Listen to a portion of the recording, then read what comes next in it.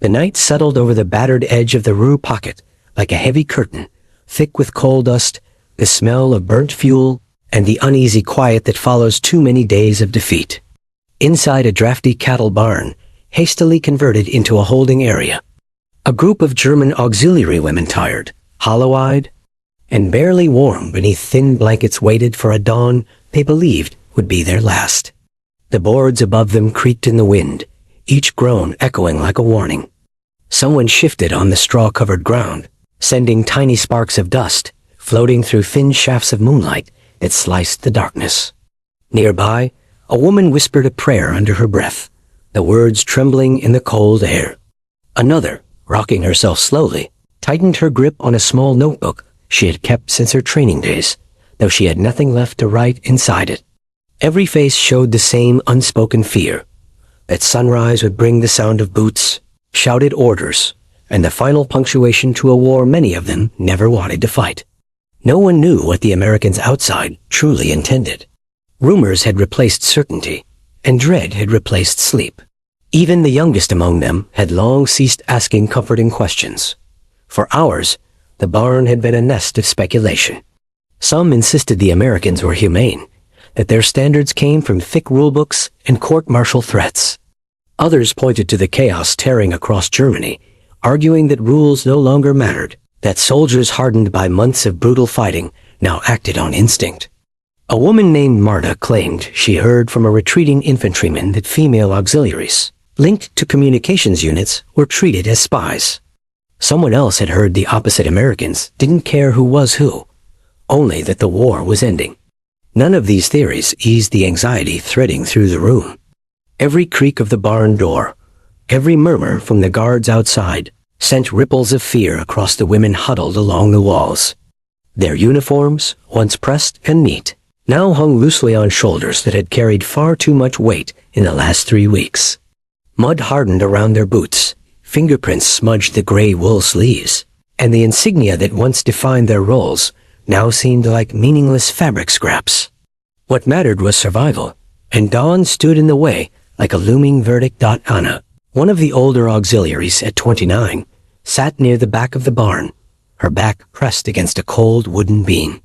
She had served as a radio operator in a collapsing field headquarters, tracing frantic messages across buzzing lines until everything dissolved into silence. Her hands still twitched occasionally, as if reaching for equipment no longer there. She watched the others through half-lidded eyes, studying their nervous movements, their whispered arguments, their strained expressions. Though she had no official authority now, some instinct nudged her into a quiet leadership role, offering calm glances when panic rippled too loudly. Across from her sat Elise, only 19, who had joined the auxiliaries hoping to become a nurse. The war had granted her little beyond exhaustion. She clung to Anna like a younger sister, sensing in her steadiness a fragile anchor against despair. When Elise finally spoke, her voice cracked. "Do you really think they'll do it at dawn?" Anna hesitated, unwilling to lie, yet unwilling to crush the flicker of hope in the girl's eyes. "Rumors aren't orders," she replied gently. "And dawn comes whether we fear it or not."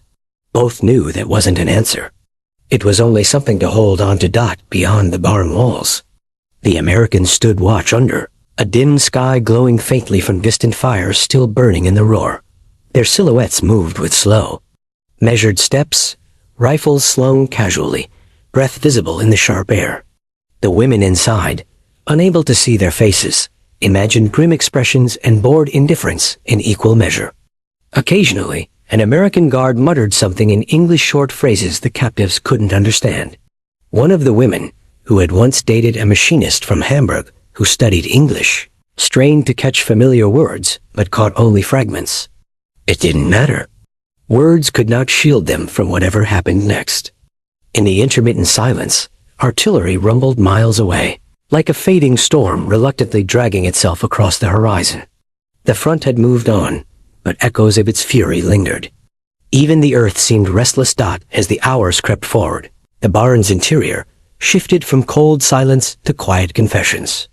Some women shared stories of their families left behind.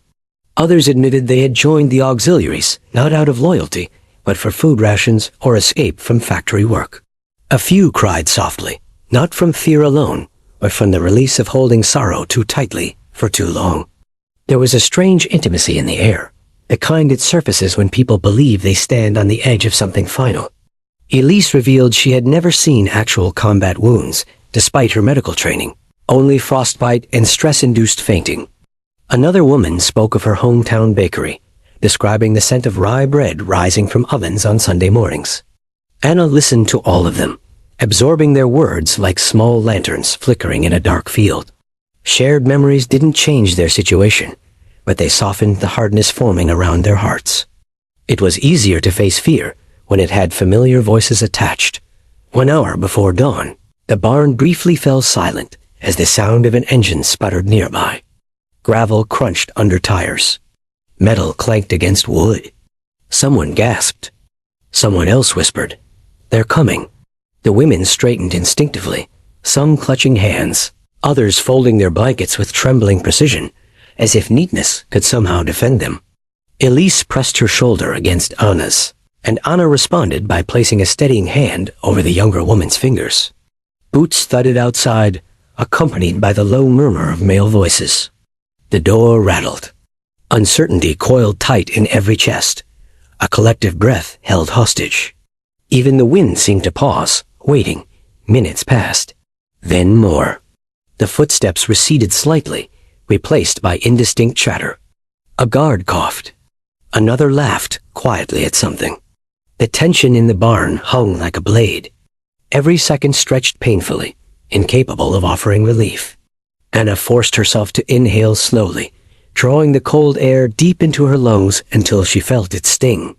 She reminded herself that fear, left unchecked, could dismantle her from within faster than any enemy.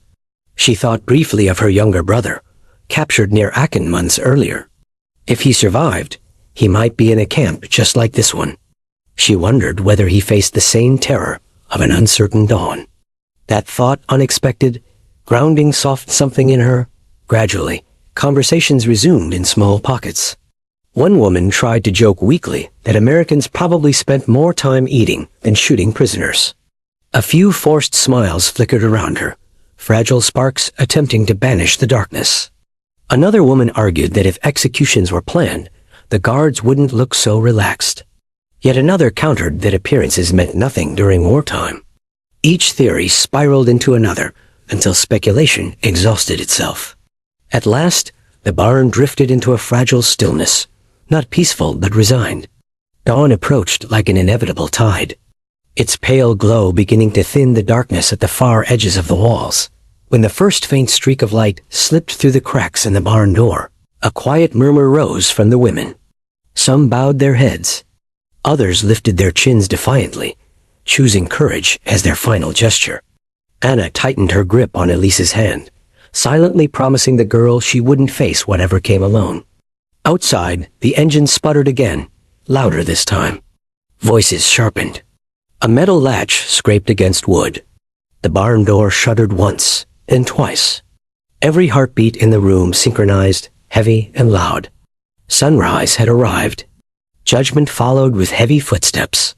And as the door began to swing open slow, deliberate, unmistakable, the women braced for the fate fear had carved so clearly in their minds, unaware that what stood waiting beyond the threshold was not the ending they dreaded, but something so ordinary, so unexpectedly human, that it would shatter every certainty they had carried through the long and terrible night.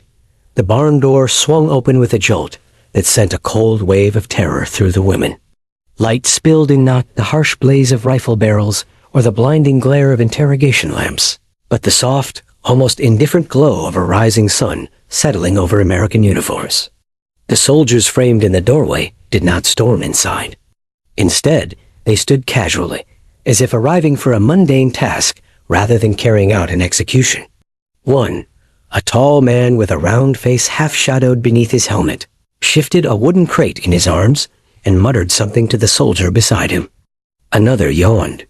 The unexpected normality of their posture stunned the captives more than any show of force could have. For a moment, no one moved. Even the guards outside seemed uncertain whether to proceed with gentleness or authority. Finally, The round-faced soldier stepped forward, set the crate down, and raised both hands, not in warning, but in a soft gesture of calm. Elise instinctively tightened her grip on Anna's hand. She had expected gun muzzles and shouted commands, not men carrying boxes like grocers delivering goods. Anna felt the girl's tremor and fought her own confusion. Nothing about the scene aligned with their fears. The Americans did not look triumphant or cruel. They looked tired, almost bored, as though dawn executions were the farthest thing from their minds.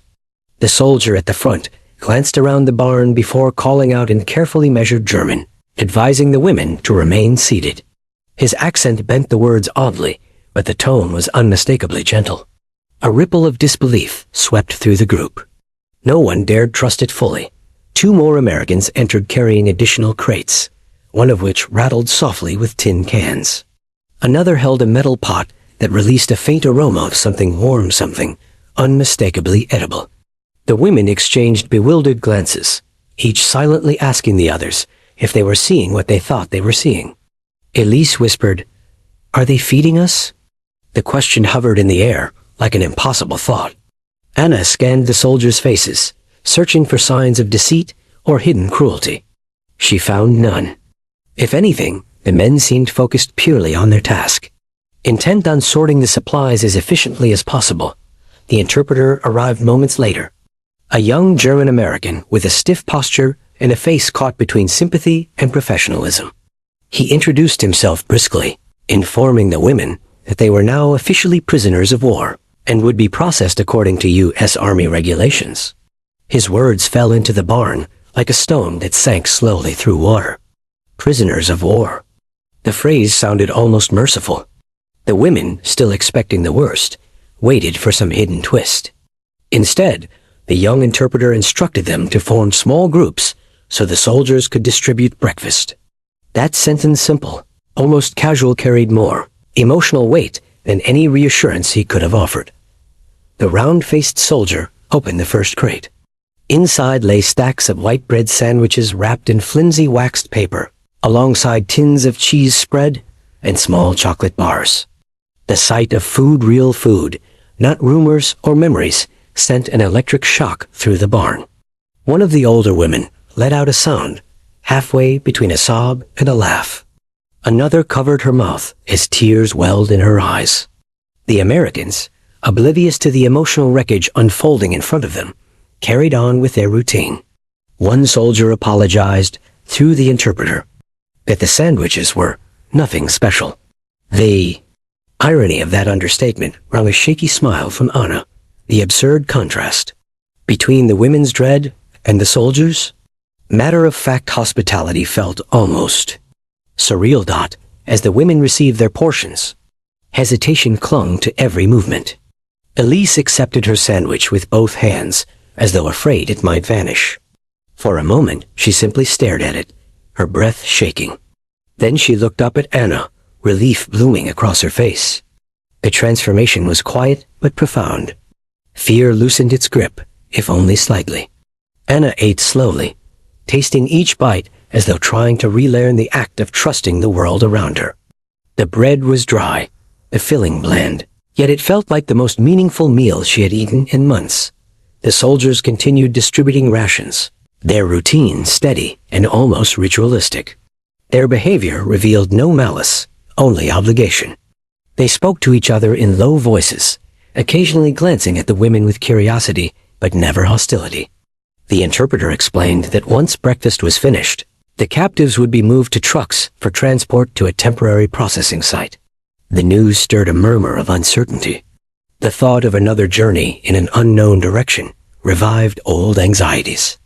Yet the presence of the sandwiches, the calm tone of the soldiers, and the absence of weapons pointed at them softened the blow.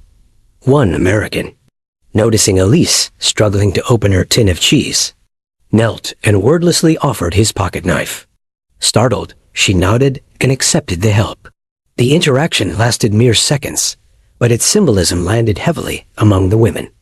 Acts of brutality they had feared all night dissolved under the weight of an ordinary kindness. Their terror began to look, in hindsight, like a cruel shadow cast by exhaustion and misinformation. Even so, doubt lingered.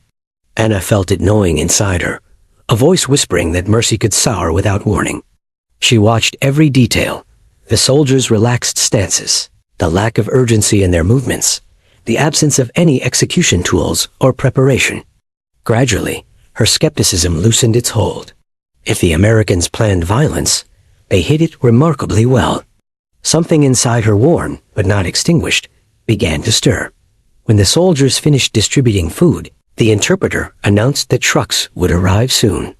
The barn filled with a quiet shift in energy, not entirely relief, not entirely resignation, but something suspended between. Elise squeezed Anna's hand again, though this time the tremor was softer. Outside, an engine rumbled to life. The women lifted their heads as one, listening. The sound grew closer, accompanied by the crunch of gravel and the murmur of new voices. Whatever waited beyond the barn was coming for them. But this time, dawn no longer felt like a sentence. It felt like the start of an unexpected chapter 1 none of them were ready to trust, yet could no longer deny. And as the shadow of the approaching truck stretched across the threshold, Anna sensed that the real revelation had not yet arrived. The trucks jolted forward with a rumble that vibrated through the wooden benches, shaking loose bits of dried mud from the women's boots as they clung to the side rails for balance. The open-backed vehicles moved slowly at first, weaving between shattered farmhouses and the skeletal remains of artillery positions abandoned only days earlier. Cold morning air whipped past them, carrying the metallic scent of burned machinery and the faint sweetness of spring soil beneath the rubble. Anna sat near the rear corner, one arm around Elise to steady her each time the truck bounced over debris. Though the terror of execution had faded, a new unease had replaced it, an unease built not on fear of imminent death, but on the uncertainty of what came next. The Americans had surprised them once already. No one knew if their mercy held limits. As the convoy descended a narrow slope, the women caught a glimpse of a devastated valley dotted with fleeing civilians and loose wagons. American soldiers guided groups of captured German infantry towards separate holding areas, while engineers cleared collapsed bridges. Everything moved with brisk coordination. Elise whispered that she had never imagined an occupying force could appear so orderly, almost indifferent to the chaos around them. Anna nodded, observing the soldiers' deliberate movements. War, for them, seemed like a massive machine, one they maintained without emotional weight. The sight unsettled her more than cruelty would have. Cruelty she could understand, but calm efficiency in the midst of destruction felt strangely alien. After nearly an hour, the trucks turned toward an open field, bordered by strands of fresh barbed wire and guarded watchtowers. A cluster of tents ballooned gently in the breeze, their canvas stained from rain and dust. American MPs waved the convoy into a designated zone. As the vehicles halted, orders were issued in firm but measured English, followed by translations shouted by the interpreter riding in the rear truck. The women were told to disembark slowly, form 3 lines, and wait for further instructions. They complied with rigid caution, expecting sudden hostility. Instead, they were met with paperwork. A folding table had been set up near the entrance, where 2 clerks sat beneath a sign marked Temporary POW Processing Female Division. The clerks, both young men with sweat-darkened collars, looked up occasionally as the women approached, but mostly focused on typing personal details into portable field typewriters. The rhythmic clacking of keys felt absurdly domestic compared to the war-worn faces of the captives. Elise blinked at the scene, whispering that she had expected interrogation, not registration. Anna, stepping forward when her turn came, answered each question slowly, her voice measured. Name, age, unit, last assignment. The clerk barely looked at her while writing, pausing only to adjust the ribbon on his machine. Once processed, the women were directed toward a larger tent where medical personnel conducted brief examinations. A nurse with rolled sleeves checked fingers for frostbite and listened to heartbeats with a stethoscope that had clearly endured years of use. Another medic recorded symptoms in a notebook. The Americans moved with practiced neutrality, offering no judgment, only efficiency. When Elise hesitated at the entrance, Overwhelmed by the sudden intimacy of the procedure, the nurse spoke to her in simple, reassuring German. Just a check. Nothing more. Elise relaxed, though her cheeks flushed with embarrassment. Inside the tent, the women encountered a small stove radiating pleasant warmth. The sensation of heat on their faces triggered a wave of unexpected emotion. Some smiled shyly, grateful for the brief comfort. Others lowered their gaze, unwilling to let humanity soften their defenses too quickly. Anna watched these reactions with growing awareness. It was becoming clear that the Americans were not interested in punishing them. The system around them existed to categorize, not condemn. Still, a question lingered. For how long would such civility last? After medical checks, the women were escorted to their designated compound, an area enclosed by barbed wire, but lacking the oppressive heaviness they associated with prison camps. Within the perimeter stood several long tents lined with cots, each supplied with thin blankets. A few American soldiers stood guard, but their expressions revealed boredom rather than malice. One paced slowly, occasionally kicking a stone as if fighting off monotony. Another leaned against a post, writing something in a small notebook.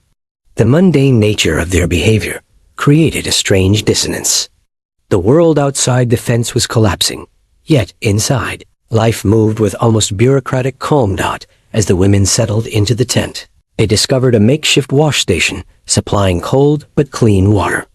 The opportunity to rinse dirt from their faces felt like a gift, though many hesitated, uncertain whether the privilege came with hidden conditions. Anna approached first, dipping her hands into the metal basin. The icy shock startled her, but the sensation revived her clarity. Elise followed, splashing water over her cheeks, laughing quietly when droplets dripped onto her collar.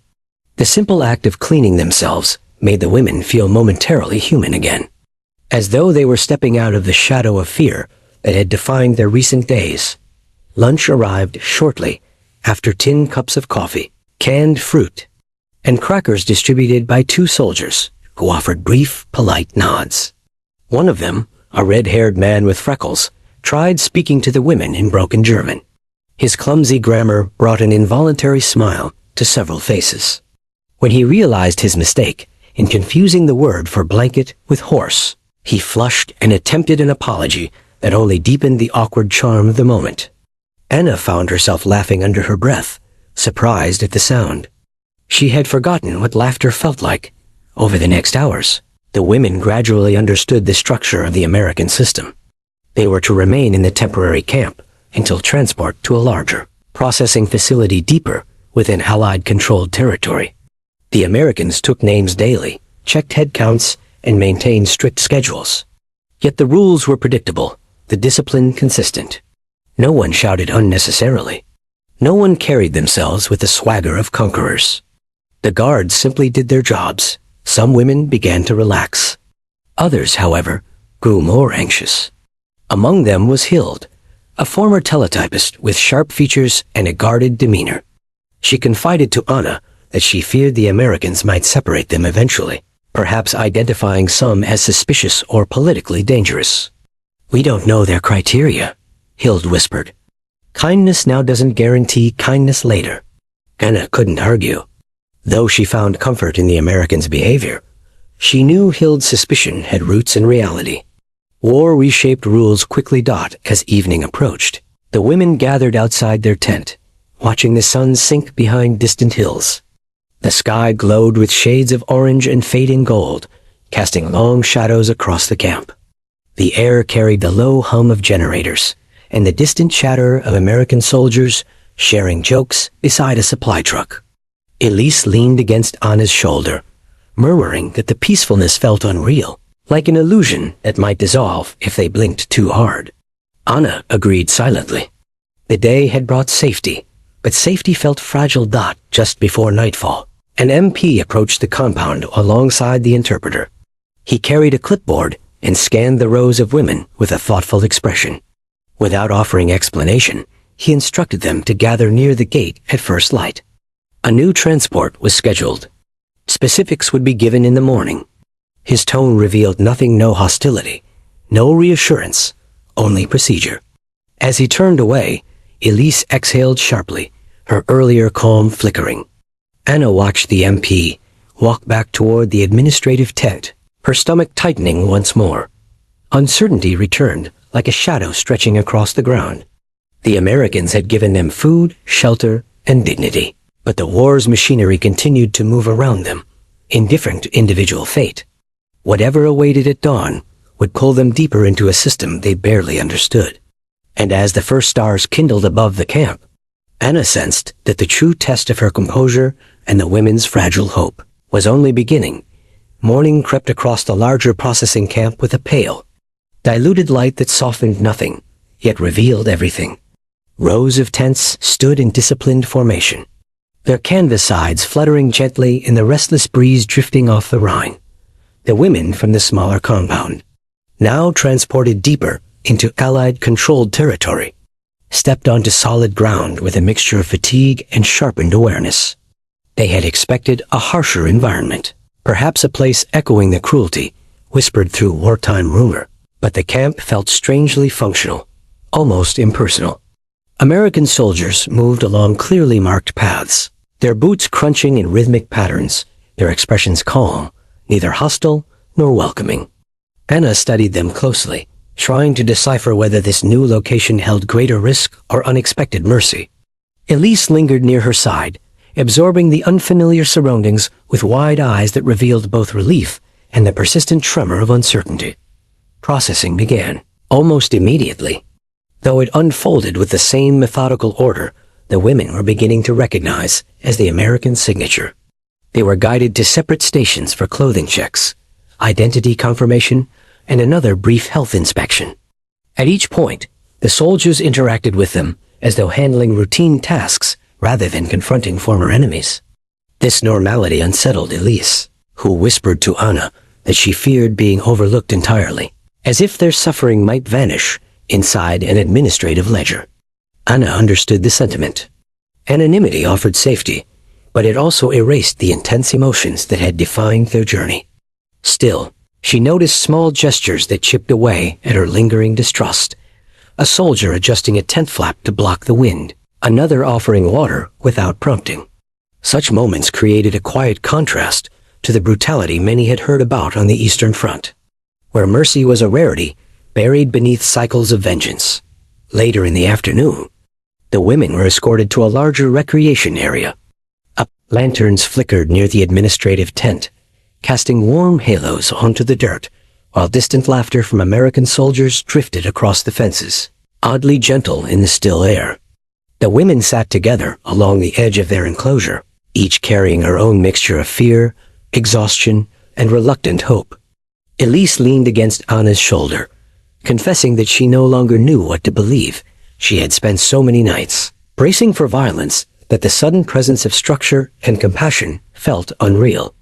Anna listened quietly, her mind tracing every detail of the past days, from the terror in the barn to the sandwiches, to the orderly routines that seemed almost incapable of cruelty.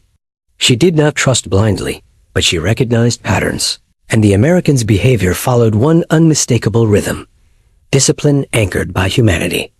Even Hild, though still wary, admitted the truth with a grudging sigh.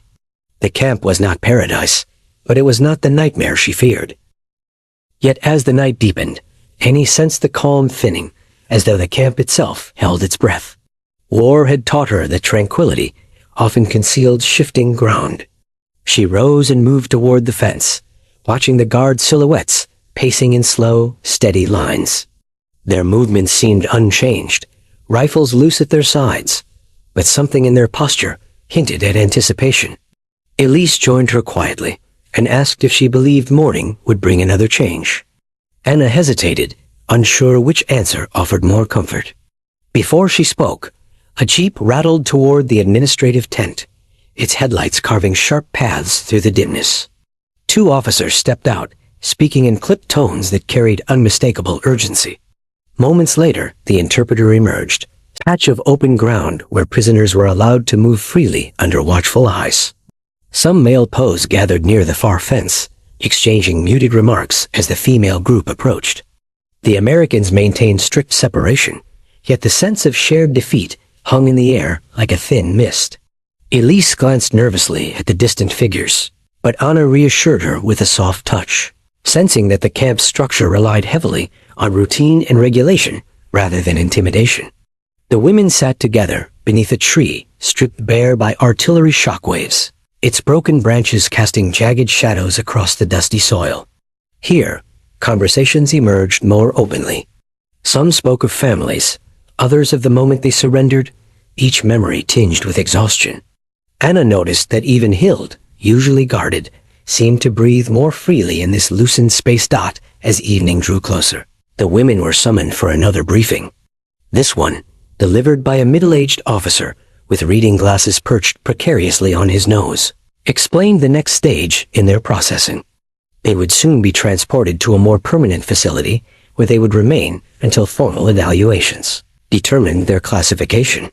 The officer emphasized that women accused of no crimes would face only routine internment.